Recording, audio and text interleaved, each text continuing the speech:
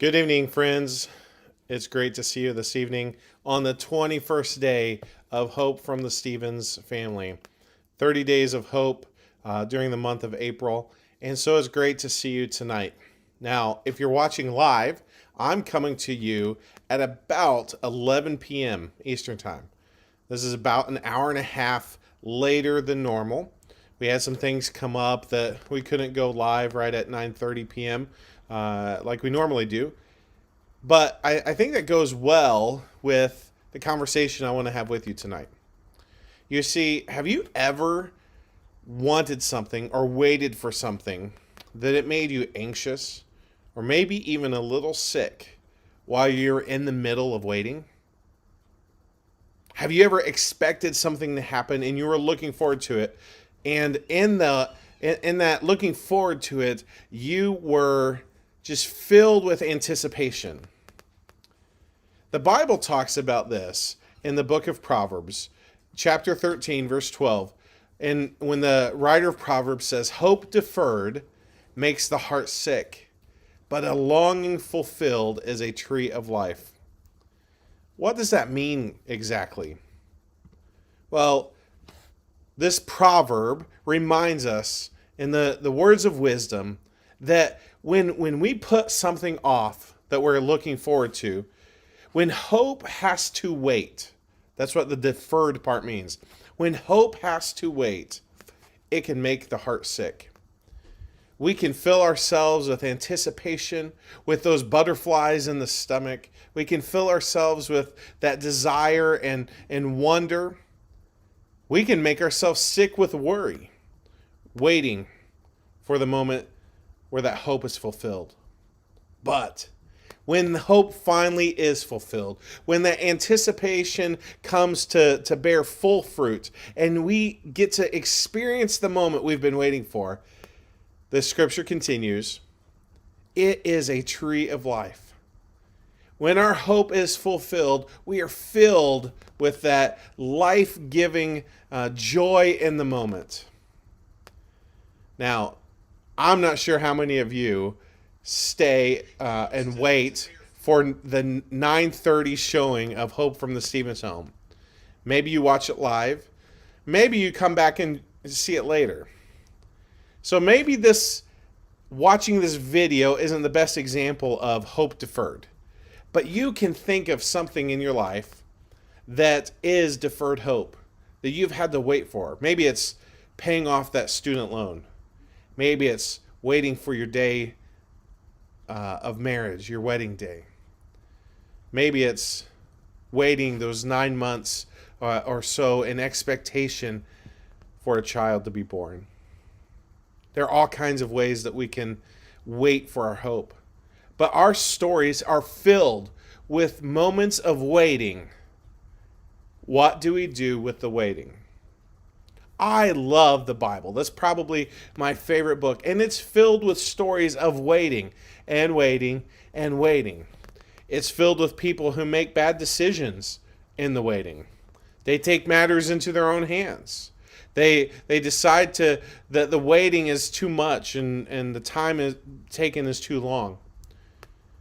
But the stories in the Bible are also filled with people who wait expectantly and whose hope is finally fulfilled, and they receive that tree of life that the writer of Proverbs talks about.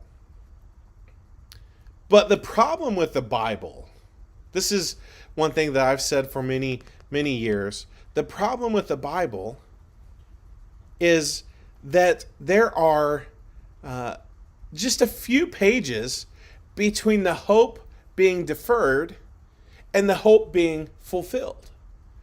And when you're reading the Bible, maybe in your devotion time, your time of with spending time with God, and you read about the hope being deferred, and then 5 minutes later you hear and read about the hope being fulfilled, it can sometimes confuse us because we think it took 5 minutes to get from the hope deferred to the hope fulfilled. That's how long it should always take.